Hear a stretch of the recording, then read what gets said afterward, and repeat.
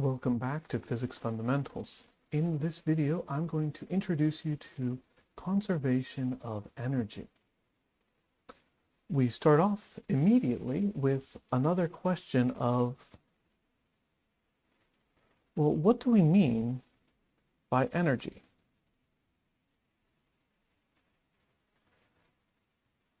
Energy is yet another term that gets co-opted a lot in other meanings in colloquial everyday English than the very specific precise meaning that it has in the language of physics. Much like with power, when people hear energy, they often think about electricity. And also, much like with power, energy from electricity is definitely a thing, but our idea of energy is going to be much more all-encompassing, much broader in its scope than what you think about there.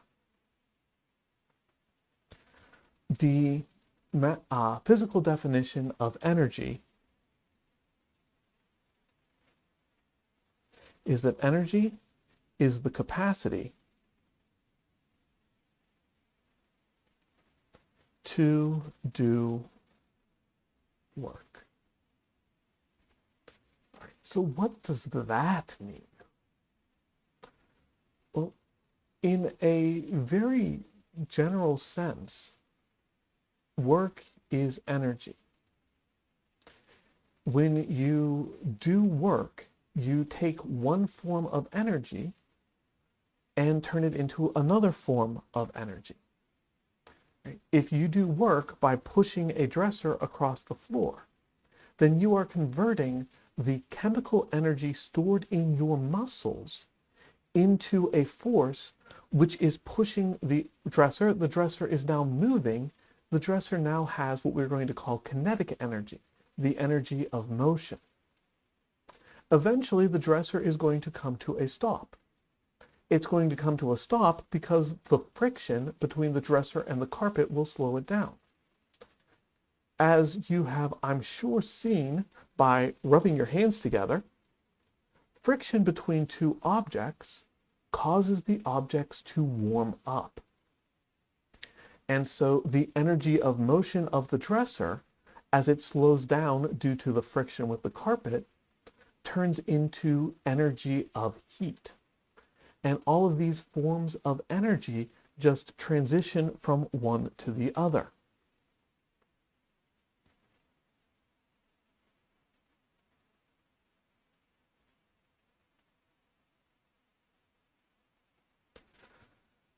Right. That takes us to the other word that I had in the title of this video, conservation. Once again, when I hear the word conservation in everyday life, I immediately think about wildlife and nature resources. Conservation efforts are underway to keep natural habitats preserved. In general, the idea of conservation is keeping things as they are. Specifically, in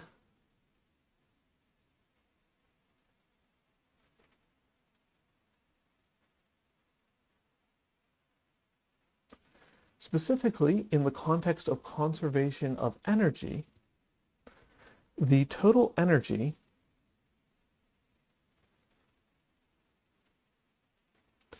in a system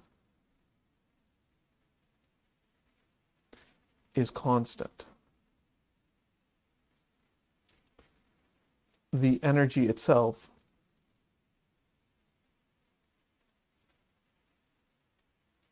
will change form. Right. So the energy, the chemical energy in the food that you eat turns into chemical energy in your muscles, turns into applied energy, the kinetic energy of motion of the dresser you push, turns into heat energy from the friction with the carpet. That heat then warms up the house. The total energy in the house stayed the same from the moment you brought food into the house until the moment that the heat escapes it.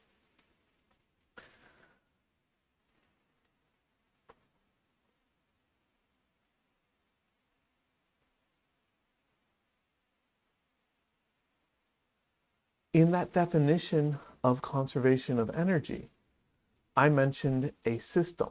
The total energy in a system is conserved. So what is a system? Well, a system is an abstract term. It's a term more mathematical than physical.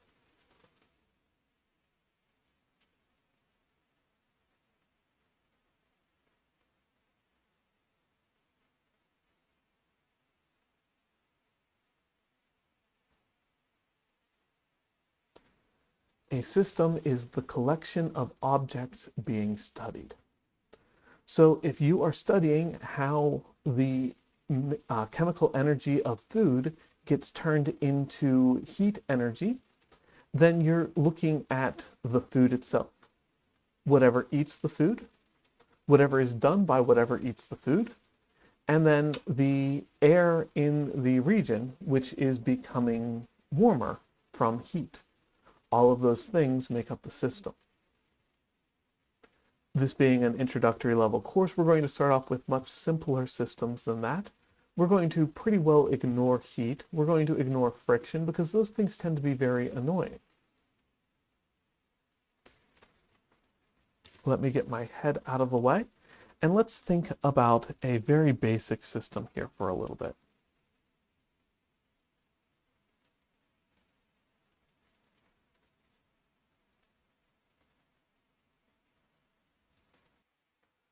So here I have a very poorly drawn schematic of an air track with a cart on it, and that cart is attached to a mass hanging off the edge of the table. We've seen systems like this in the past. When you release the system, the mass is going to fall downward, and the cart is going to start sliding.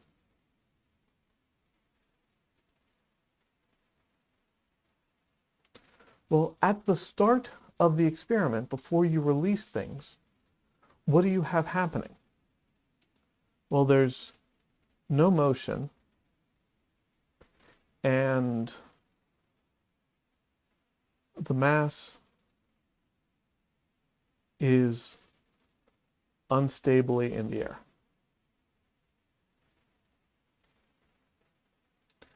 Right? That idea of unstable is the key here.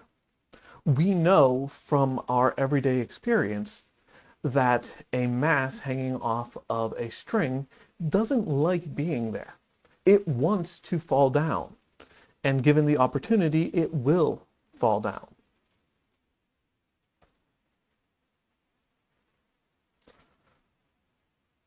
Right. The end of this experiment is generally something like the mass is on the ground,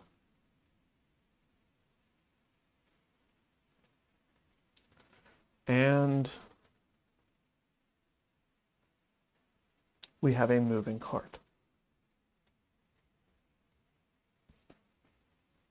All right. So, I've mentioned these ideas in passing. I haven't written anything down yet. The mass is unstably in the air. This is what we call a potential energy.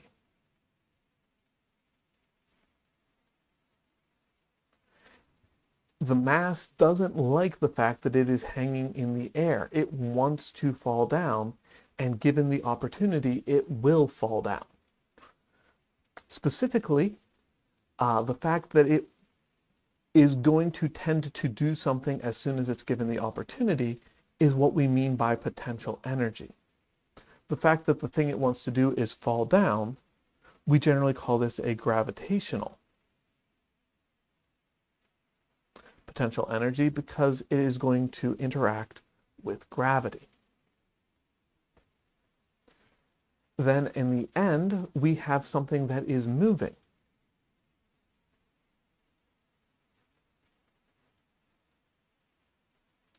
Right? Something moving is said to have kinetic energy.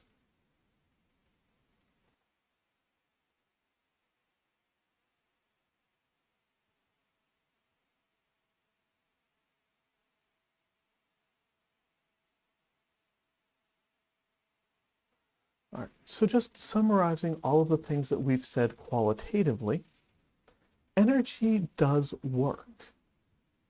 If you have a change in energy at one part of a system, that means that you have work being done at another part of the system. And from just looking at that, we measure work in joules.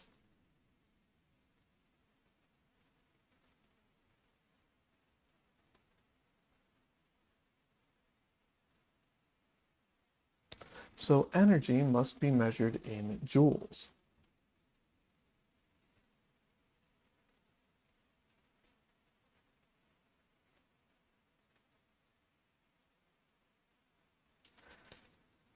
I've talked about kinetic energy as a form that energy takes, the energy of motion. Well, let's think about the unit of the joule. Remember that 1 joule is 1 kilogram meter squared per second squared. If I rearrange that just a little bit, I can think of this as 1 kilogram times 1 meter per second squared.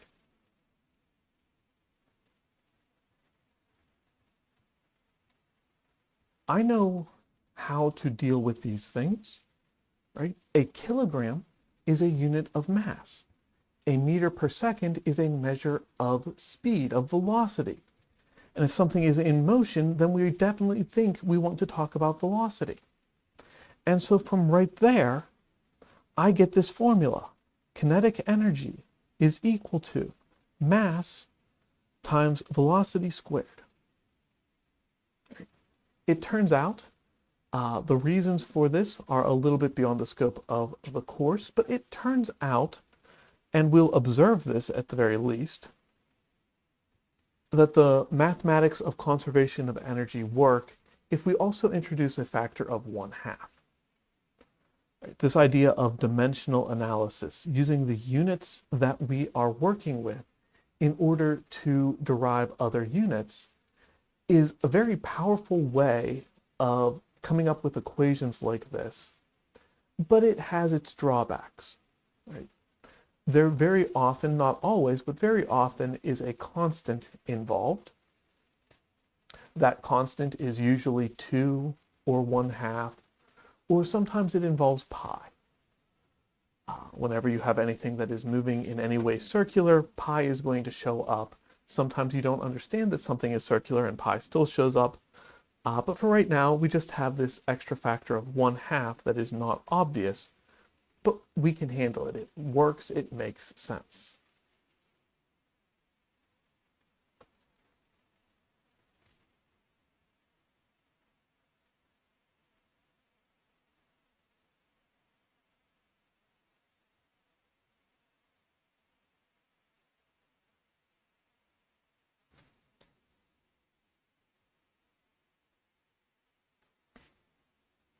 Up next is my gravitational potential energy. I've seen all sorts of variables for gravitational potential energy. I've seen PE, PE sub G, and I'm just going to give you this one. I am going to default to using the variable U for potential energy, no matter how much I try to fight myself with it, because I have used it in so many different contexts. Why do we use the letter U? Well, that comes back to work, right? Energy is work. Work is used with the letter W. And if we need something that is related to work but not using the letter W, we're going to use a letter that is near it in the alphabet. Well, If we want to find something similar to W, why not just U? I know it seems silly, it seems weird, but that's literally what the early physicists were thinking of when they started using the letter U as the symbol for potential energy. Kinetic energy, I've seen a lot of different variables for as well. Capital T is surprisingly common, but that gets used for so many things it gets more confusing than helpful. So I just stick with KE. All right. But gravitational potential energy is going to be U sub G. And here I'm going to remind us that work is force multiplied by distance.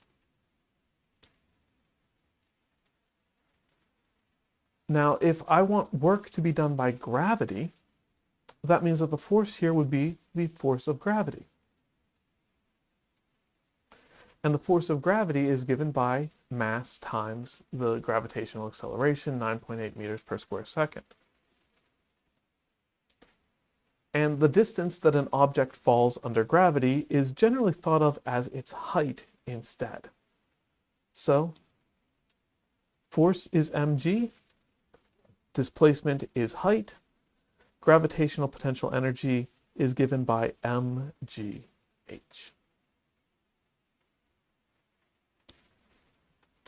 Right? And we know that that's going to work because we know that that's how you would calculate the work done. It's going to give us units of joule. We don't have to think about anything else.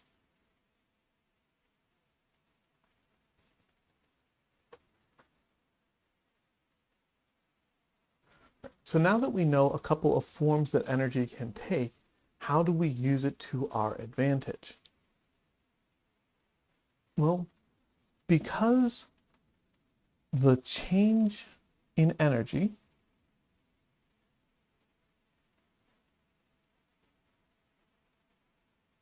is zero, that means that the energy before is equal to the energy after. In symbols, we'll generally write that as E naught or maybe E sub I, and then EF for final energy, or sometimes just E. And if we can come up with a description of the energy before and the energy after, then we can plug those things in and get something that works.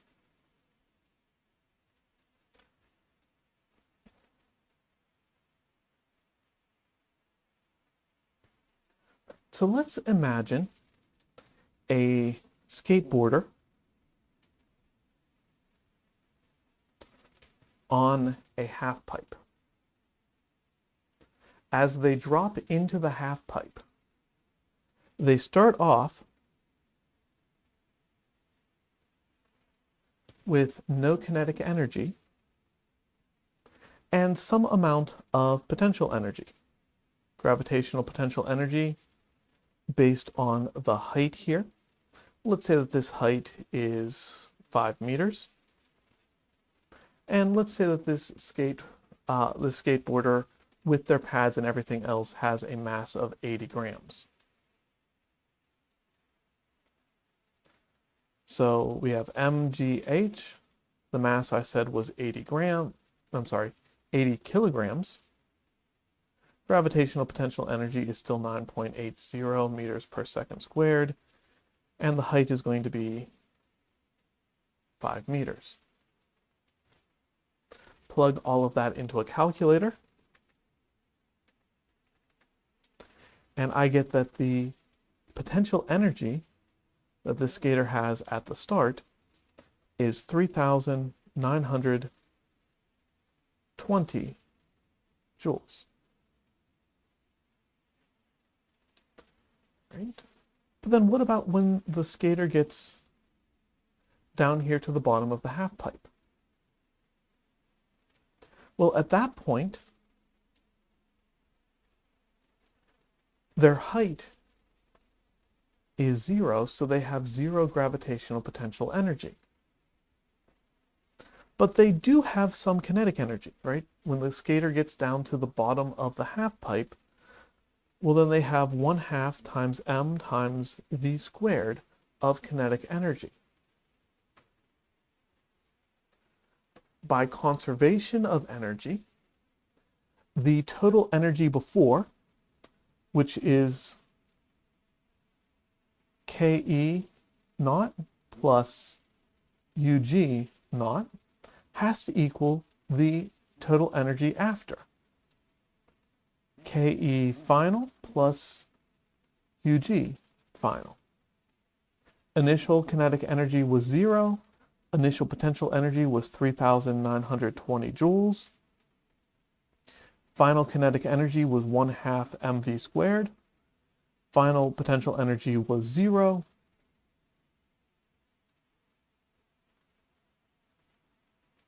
All right, our mass was 80 kilograms. And we can rearrange this equation to solve for v squared.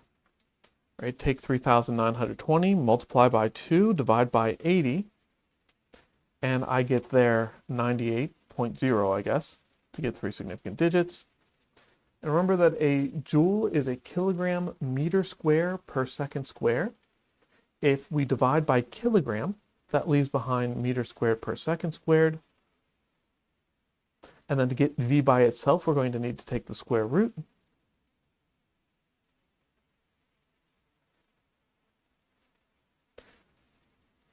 Right, my calculator tells me that the square root of 98 is about 9.90. And the square root of meter squared per second squared is meter per second, which is exactly the units that we want for velocity. Before we wrap up, apologize, bright screen warning incoming. I'm sorry. There we go, that looks a little bit more human. But here we have our skateboarder at a skate park. And if I put the skateboarder at the top of the ramp, you can see that the potential energy of this skateboarder becomes relatively high. The kinetic energy is currently 0. And if I let them go, let's see if I can pause it right at the, oh, that's close enough. Right here near the bottom, you can see that the kinetic energy is incredibly high, and the potential energy is nearly 0.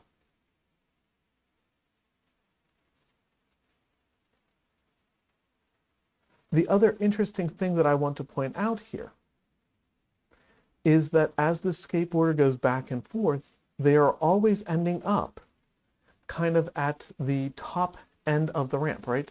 The skateboarder gets to right there, and the next time they come through, they're going to get to exactly right there again, and they're going to get to that same height every time, because this simulation assumes that the skateboard and the ramp are completely frictionless. Unfortunately, that's not how things work in reality, so let's come on over here. This is the same simulation, but I am allowed to add friction to the mix. Let's set up, put up the speed, put up the bar graph. And same simulation, same thing happening, but you can see that the thermal energy keeps going up, which is causing the skateboarder to not get quite so high, right? As the thermal energy goes up, it is taking away the energy from motion and causing the skateboarder to eventually come to a stop. That's a lot less interesting.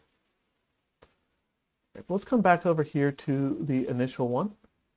One of the really fascinating things that we can talk about with kinetic and potential energy like this is the concept of a potential well.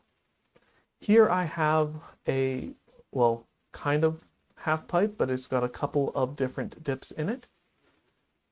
If I start the skateboarder relatively high on the ramp, then as they come down, they're going to jump over the first one, jump back into the second one, and come all the way back up. Right? They can go through the entire system without any issue because they have enough energy to get over that hump in the middle. Right? If I grab this skateboarder and instead start them right here, not quite all the way over that hump, well, now they don't have enough energy to get there. Even though the space over here is just as low as some of the spaces they're starting with, there's this hump in the middle that they can't get past. It is a barrier to them. And these kinds of considerations can be done entirely with the energy analysis like this. We can talk about what's going to happen qualitatively without having to bust out any equations whatsoever. And as we saw, if we want to bust out the equations, we can get numerically what's going to happen down there, where the speeds are going to go, those sorts of things. But with that, I think it's about time to wrap up. So as always, thank you for joining me, and I'll see you in the next video.